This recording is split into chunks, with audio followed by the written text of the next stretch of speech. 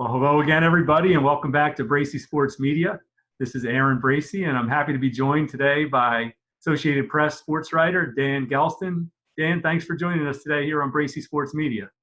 It's so official, Bracy Sports Media. I feel like I have to give you a new title now. I can't just reference you as Aaron. Well, apparently those words are big on YouTube searches. So the BSM, I have to call you the BSM. I don't know about Bracy, but sports and media are big terms, so I thought that would be a good name. I don't know. BSM, we'll see. I like it. You can make a little logo out of it. So it's actually cool to actually see you. That's what most people say. Well, we text a lot, but we don't run into each other too often because for those who don't know, I'm a correspondent for the Associated Press, and Dan is one of the two Philadelphia sports writers, and Dan uses me to help him out sometimes. But when Dan's not covering the games, a lot. Thank you, Dan. I enjoy doing the games, and it helps pocketbook too a little bit. So Aaron's always checking my NASCAR schedule. When's that 2-week trip to Daytona coming up? I love Daytona 500, and actually he starts marking those games off one by one, man. And that's why I told my wife that this came at a time where I'm usually doing a ton of games because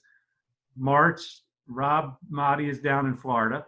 Mm-hmm. Then there's so much going on with Phillies and 76ers and Flyers. So March and April are usually two of my busiest months. But obviously bigger things. But I do miss covering the games, and I do appreciate you assigning me the games. They're also busy months for me too. What has it been like for you right now, not going to games? I mean, you're so used to being consumed by covering sports. I'm guessing your wife is probably happy to have you home, or maybe not. But what has it been like for you being home so much and not being at the games? It's like a whole new life, it's like building a whole new life from scratch. I mean, there's nothing to do at night, nowhere to go. All my habits have changed. I mean, my whole life I've been a guy who goes to bed at 1, 2 o'clock in the morning, get home late, get up early because of my son has to go to school. I'm like dead tired most days, taking naps and everything.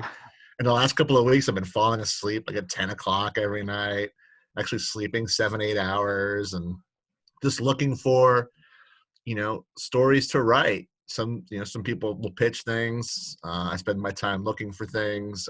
So far, everyone at the AP has had to pitch in and write all kinds of stories, even if it's out of their comfort zone. I've had friends work on the news side and write about taxi drivers and morticians and things like that. I've done some wacky things like marble racing, and there's such a thing. There is such a thing. It's huge. It started in Sweden. It's big. They make these tracks out of like Legos, and people go wild over them. It exploded. It's one of the big sports to take off. Do they bet on that? What's that? Do they actually bet on that too? I think you can. I'm gonna start betting on that blue marble. He's on a pretty big hot streak right now. The Little League World Series. Michael Rubin has been providing some content here. Yeah. The Flyers and Villanova both have been very good about making players or coaches available. Jay Wright's always on a Zoom. The Flyers have players on teleconferences once or twice a week. You see the Eagles have Howie Roseman available. The Sixers. Oh, okay, we'll stop there. But the teams that understand we need content have been great about making players and coaches available. I want to talk a little bit about Villanova, but before I get into that, what's it like for people who don't know, Dan, being a sports writer? I mean, people see it as a really cool, in some ways, I guess maybe glamorous job, and it is awesome. But it's maybe like not always as easy, particularly with the Associated Press trying to file a story right at the buzzer for games. What do you tell people when they ask you about what it's like to be a sports writer? I think I have it, and I think most Associated Press writers have it a little differently than most. I mean, I love the best part of my job is the ability to bounce around from sport to sport to sport. Flyers, Sixers, NASCAR, MMA. There probably isn't a sport I haven't covered. So to me, that marbles, right? So that to me keeps the job fresh and exciting. I don't think I could go back to or willingly go back to being some kind of beat writer where you have to go to every morning skate, you have to go to every shoot around, and you write things just to write them and to fill content. I mean, there are so many things that get talked about at press conferences and stuff that I see people get so excited about. This guy can throw off the mound, today. All right, so what? Right. We don't really get interested in all that, as you know. It has to be pretty big for us to get excited about the AP. So for me, I've really enjoyed the variety to go. Last year, for example, I was in the Poconos covering a NASCAR race for the weekend. Drove to Madison Square Garden Saturday night, covered the heavyweight championship fight. Ruiz beats Joshua, and then you get up, drive back to the Poconos, and you get in like 6 o'clock in the morning, and then sleep in your car and you go cover a race. Those are the things those are rare, but those are the things I really like when you have those kind of big weekends, those big event weekends when you can do a bunch of different things at once. And obviously, during the week, Flyers, you know what it's like in January and February. I don't even know. I just don't have to go to the Wells Fargo Center, and I'm usually surprised at whatever team is playing. I'm like, all right, I just have Wells Fargo Center down. This is the Sixers game, Flyers game, Villanova game. So is it Wing Bowl? RIP Wing Bowl, right? There's always a reason. There's always a reason to go, and now that's gone, and probably for a very, very long time. I don't. You see all these stories, people try to guess when it's going to come back, and people ask me, I have no idea. When they tell me, when I get the phone call, it says, go back to work, that's when I'll go back to work. Do you have favorite sports or favorite stories, favorite memories, anything pop out? Like if someone asks you, Dan, what's your favorite thing you've ever covered, or what's your favorite story you've ever written? Does anything pop to your head, or do things just kind of run together because you're just night after night after night after night kind of just putting out content? A lot of things at this point kind of run together, but it's the big events. It's the big watching Conor McGregor win a fight at Madison Square Garden, or the excitement that comes with someone like Dale Earnhardt Jr. winning the Daytona 500, or even the wacky stories. I loved. I followed Jose Canseco around for a few days, a few years back when he was celebrity boxing. You survived. He had a celebrity boxing bout against one of the Partridge Family kids. Horse racing was big for me for a while. I remember the Barbaro story. I was at the vet in Kennett Square almost every day for about 7 months.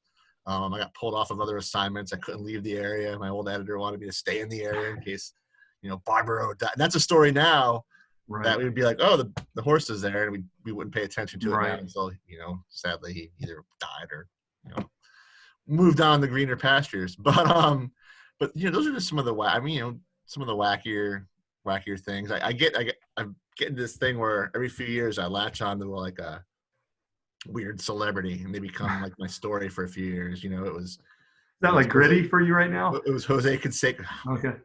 That's a weird celebrity. Gritty. You make a lot of Gritty. You got a lot of Gritty reference. I try and work Gritty into almost any kind of story. There's never a reason not to write about Gritty. Like I'm struggling for a lead. I always think, what would Gritty do? And usually guides the way. I always know it. I stocked up on some Gritty sauce during the pandemic. I don't know if you've had that. Dietz and Watson makes the Gritty sauce. I don't have any Gritty sauce. What is Gritty sauce? It's like an aioli kind of sauce. It goes great on sandwiches and subs. But I'll have to try that. A little taste of Gritty to get you through the pandemic. Dan Gelston, sports writer for the Associated Press, joining us here today on Bracy Sports Media. Dan, you mentioned big events, and one of the biggest runs of events that you've covered over the last decade or so has been Villanova. Jay Wright, Villanova coach, was named AP Coach of the Decade. What do you attribute to Jay's success at Villanova, and what has made him and Villanova so good? He just has this knack for picking talented players who are going to develop into NBA caliber talent, and will do it at Villanova over 3 or 4 years. And you saw this week, Jeremiah Robinson said he's not going to go to the NBA. I don't think it's a lock. I don't think it's a given that Sadiq Bey is going to go to the NBA. He has no one and done. He's never had a one and done. He's only two and done. Is turned into Villanova's probably greatest pro. I don't know if you could argue. I wouldn't say he's Villanova's greatest player. Probably Villanova's greatest pro. and Kyle Lowry. I don't know if you would debate that or not, but Jalen Brunson, all these guys stay here for 3 years, 4 years, and how you spot those guys who aren't going to leave early. There's not a lot of turnover year after year. I think he got a little surprised a couple of years ago when he lost Dante after that great run to the tournament, but there's always more in the stockpile. Even this year, I think coming into this year, they weren't picked to win the Big East, and there was a thought that it was a bit of a rebuilding year.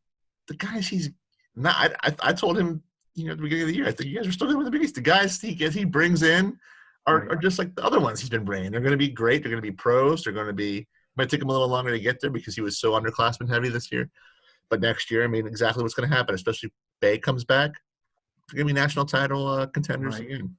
So the big question surrounding Jay has been – and this has been hanging over his head, as you know, for as long as he's had success, is whether he would make the jump to the NBA. And, he's always kind of denied it, but kind of left that door open a crack as, you think he would be with – it wouldn't hurt his contract extensions at Villanova for sure. But his house went on the market this year, which led to more speculation that the Knicks were going to hire him because Leon Rose is taking over, and Worldwide West is one of Leon Rose's guys and one of Jay's guys. And I don't know. I'm just wondering what you think. Do you think that is ever a possibility that Jay would go to the NBA? And bigger question for me is, do you think he would have success in the NBA like he has at Villanova? The first question, it was funny when he put his house on the market. I actually talked to him about that, and I talked to him about that actually during the quarantine, not when he first put it on the market. And I said, "Hey, what are you doing?" He goes, "Yeah, he just needed to scale down. All his kids were gone. All he was in him and Patty, his wife, are empty nesters, and he had too much space, too much room. And he was moving into another house closer to campus, even closer to where he lives now. And he says, I do all this, and then this hits, and all my kids move back in." His 3 kids move back in. They bring their boyfriends and their girlfriends. Oh, that's hilarious. Like, now I've got a full house, and I'm trying to get out of it. I think, yes, could a team like the Knicks or the Sixers offer him outrageous Phil Jackson type of money? Perhaps. But otherwise, I don't ever see him really leaving Villanova. I mean, I think he knows how good he has it. He has a job for life now, obviously winning 2 national titles. He's beloved by the community, by fans. He hits every box. Obviously, winning does that, and his program's just going to keep rolling. He knows that he's made. Look at all the expansion just around the university. Right. Yeah, absolutely. I mean, the building itself. I mean, the building itself, the new construction, the new arena, or the renovated arena, the practice facilities, all because of him and what he's done. I don't see him ever. I think what he does enjoy is the Team USA, getting to be around the pros, the NBA guys that way. Maybe one day he'll be the Team USA coach. I definitely wouldn't rule that out. And I think that gives him just enough of a taste of being around, those big name players, those big egos, and seeing what that other side of life is all about. But, just to coach the Sixers for not much more than he's making coaching Villanova, or I just don't see it. I probably did 10 years ago, but I just don't anymore. I think he understands he's kind of the king of the main line, and there's no reason to really give it up right now. And Jay has such a way with everyone. He's like, he's so smooth, and he just, when he's talking to you, he makes you feel like you're his best friend. And, he doesn't really take criticism to, he's just nice and relaxed. And, who reminds me of that is Flyers coach, Alain Vigneault. And I'm just wondering if you've kind of seen that comparison, and if you've, if you think that might have something to do with AV's success with the Flyers. Well, they both enjoy a good beverage after the game, so there's that. I think AV's success. Yeah, I think that, I guess, relaxed, however you want to put it. They both hold players accountable. I mean, Jay Wright went through years where Mike Sheridan, the sports information director, would come out and say, "This guy isn't starting because of X." It was never like a major reason, Right. Like he didn't hit his weight goal, or he was late to class or something. Jay always holds people accountable. This year, AV comes in, and he's a proven winner. Right. So that immediately gains their respect.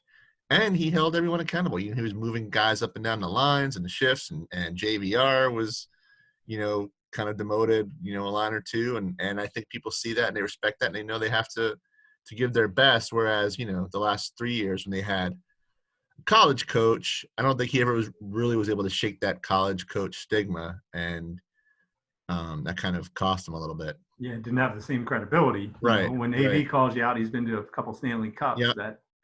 That carries some weight. All right, Dan Gelston from the Associated Press joining us here. A couple other things I want to talk to you about, Dan. One of which is one of your beats for the AP is completely different than anything in Philadelphia. Not much. Well, there are fans in Philadelphia, but we don't really talk about it, know much about it. But you love it and you cover it, and that's NASCAR. What is I it love like? it and I cover it. Wow, Well, I don't know. Maybe you don't love it. A bold statement, Cotton. I don't know about that one. What is it like? I do enjoy covering it. I do enjoy covering it. Yeah. What is it like to cover a NASCAR race? I've actually never been to a NASCAR race. I would like to go because I heard it was cool to be there. But what is it like to cover a NASCAR race compared to more traditional sports that you're used to covering and we're used to seeing? I think the big surprise for a lot of people is for a sports writer, there really is no difference. It's writing about the news and the personalities and the features. Most NASCAR weekends are 3 days, and Friday is your big availability day, and you interview the drivers and owners and whoever you want to talk to get what's follow up from last week or the big story of the week, and you write it like you would any other sport. The big day, the big difference, of course, is Sunday, and the sport itself is not as exciting, perhaps. It can get exciting at the end. Sometimes it's like the NBA. You just need to watch the last 2 minutes. It's a lot like that. You can kind of walk around, and unless they say there's a big crash, you can go get a drink and a hot dog and stretch your legs. Well, you never know when that's going to happen, so you don't really have a break. That's true. But yes, so no, I enjoy it. It's a break in the action. It's one of the more accessible, sports that I cover as far as the athletes go. It's easy to get a hold of them. I mean, the whole sport comes to you, right? I mean, on a Sunday, you can find the team owner, or you can find the top executives even milling around the garage. And if you want to go talk to them, most of them will always say yes. Whereas, when's the last time you talked to Dave Scott or anyone at Comcast who owns the Flyers? It's like pulling teeth to get, Josh Harris. So, there are some things that I like about it. They have a bullpen, a media bullpen, where all the drivers have to come through. So even if you want to talk to I hope Gabe Kapler is not involved in that bullpen. Worst guy. Gabe Kapler for years had an IndyCar helmet in his office. Is that right? Yeah, he was. I forget who. I think it was Will Power. He had met him. Okay. And had him sign it. And I asked him about it one day, and he was like, "Oh yeah, nice guy." So, but you're right. There's not much interest here. In Philly, it's not a big racing city. It's not a race market. The crowds at the Pocono races I cover and Dover that I cover have, fallen off a cliff the last few years. But it's still an enjoyable weekend. And yeah, it's like, again, if it's what I like to do, doing something a little different. It seems like it always comes at the right time. I've been at the Wells Fargo Center. Need a break. It's cold for 3-4 months. The team stink sometimes. And next thing you know, I'm in sunny Florida, eating chicken wings and shooting bull with Jimmy Johnson, watching him take out his trash. And, it's good. Well, one of the things about NASCAR is those guys, they need their sponsorship. So they're always happy to, do interviews for that reason too. Plug the guys. This week, in fact, one of their promising young stars, Kyle Larson, lost his job. He was fired for making a racial slur during a virtual race. He was playing a virtual race, kind of like a video game, and you could hear it. Everybody could hear him on Twitch, whatever. Hear them talking. He said the word. And it's it. All his major sponsors, McDonald's and all that, they dropped him, and the team was forced to fire him, and they did. And he's not going to have a ride whenever this season resumes, if the season resumes. Wow, that's terrible. Dan, any last thoughts before we call it a day on Bracy Sports Media? Well, I've really enjoyed being on this. I got to say, if anyone, I know the industry is not great right now, but on resumes, if anyone is looking for a fantastic sports writer, I get told all the time that you're one of the AP's top, if not the top, freelance game story writer. Well, I Aaron appreciate Bracy, that. man. I appreciate that, Dan. I definitely appreciate all the opportunities you've given me, and hopefully sports will get back soon for everyone's sake. And for people that make a living like yourself, and people like myself who make a little bit of a income off sports. We all wish they will come back, and obviously bigger issues, but sports are important to us. And no matter what happens the rest of the way in my career, I'll always know that I have a real hair Kyle Korver bobblehead doll. I Well, don't have a lot of memorabilia in my house, but this one sits next to my it laptop. looks like there's a little extra hair there that you could spare there for me. Yeah. Hold on, let's see. Here you go. I'll put that on next time I'm on with you. I like it. A little top, a little there on the top. I like it. Aaron, thanks for having me, man. Dan, thanks so much for joining us here on Bracy Sports Media. If you like our videos, please like and subscribe and hit the notification bell. And Dan, definitely would like to have you on. I'd love to have you on again, and look forward to. Let's do it, man. Let's do it. We'll race some marbles next time. That'd be awesome. Thanks so much, Dan. All right. Thanks, Aaron.